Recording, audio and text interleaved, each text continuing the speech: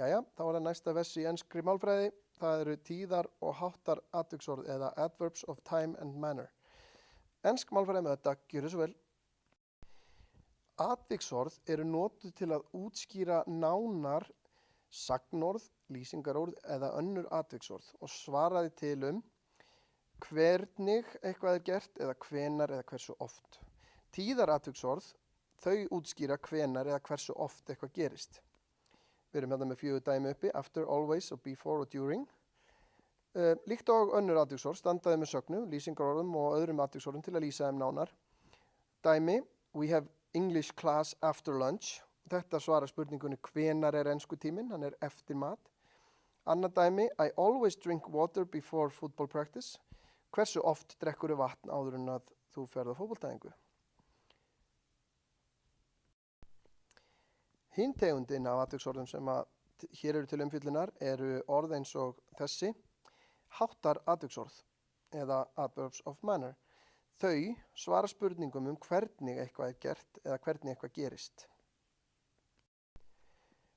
Eitt sem að háttar atviksorð eiga flest sameiginlegt, takk eftir flest, ekki öll, að þau enda á l-y eða lí. Þau standa yfirleitt aftast í setningunni og hægt er að búa þau til út frá lýsingarorðum með því einfaldlega að bæta l-y endingunni aftan við lýsingarorðið. Dæmi, he speaks English fluently. Þannig erum við að búin að bæta l-y aftan við lýsingarorðið fluent. Annað dæmi, she answered the question happily. Þarna erum við búin að bæta l-y aftan á lýsingarorðið happy. Og þessi orð, bæði fluently og happily, lýsa því hvernig einhver gerði eitthvað. Nokkri punktar í lokin.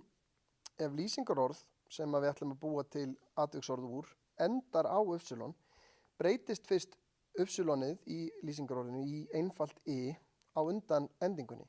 Dæmi, lýsingarorðið easy breytist í easily með á undan endingunni. Sum háttaratviksorð myndast óreglulega út frá lýsingarorðinu.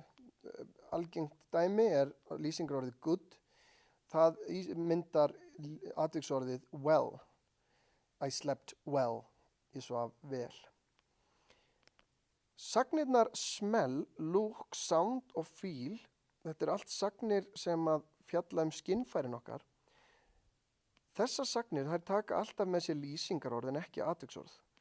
Þannig að ef við ætlum að segja að maturinn lyktar vel, this food smells good, en ekki this food smells well. Þannig að þarna erum við með sögnina smell og hún tekur með sér lýsingarorðið good. Þá að hinum stórskemmtilega lið the bottom line. Tíðaratviksorð svara spurningum hvenar eða hversu oft eitthvað gerist. Háttaratviksorð svara spurningum hvernig eða með hvaða hætti eitthvað gerist eða er gert. Háttaratviksorð er hægt að mynda með því að bæta l-y endingunni við lýsingarorð. Takk fyrir að horfa. Þangað til næst.